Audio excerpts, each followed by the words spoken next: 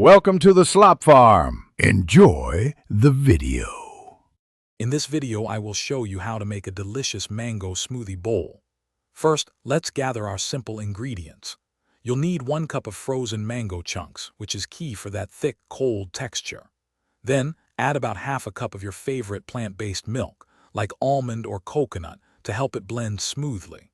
For a touch of natural sweetness, include 1 tablespoon of maple syrup, and a small squeeze of fresh lime juice really brightens everything up. This combination creates the perfect foundation. Now let's get blending. Place all your prepared ingredients into a high-speed blender. Begin blending on a low setting to break down the frozen mango, then gradually increase the speed.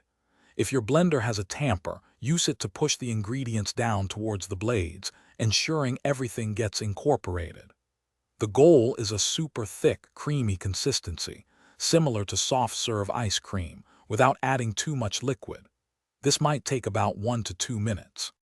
Once your smoothie is perfectly blended, it's time to serve it up.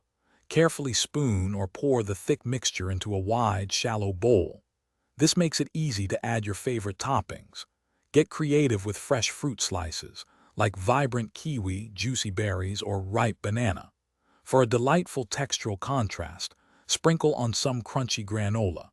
A small drizzle of honey or agave nectar adds a final touch of sweetness, making it visually appealing and delicious. And there you have it, your absolutely delicious and beautiful mango smoothie bowl. This is best enjoyed right away to savor its creamy, cold texture and fresh flavors. It's a fantastic option for a quick, nutritious breakfast or a satisfying afternoon snack. Don't hesitate to experiment with other toppings like shredded coconut, chia seeds, or a dollop of almond butter to customize it. Enjoy every spoonful of your vibrant, homemade treat. Thanks for watching. Consider subscribing if we helped you today.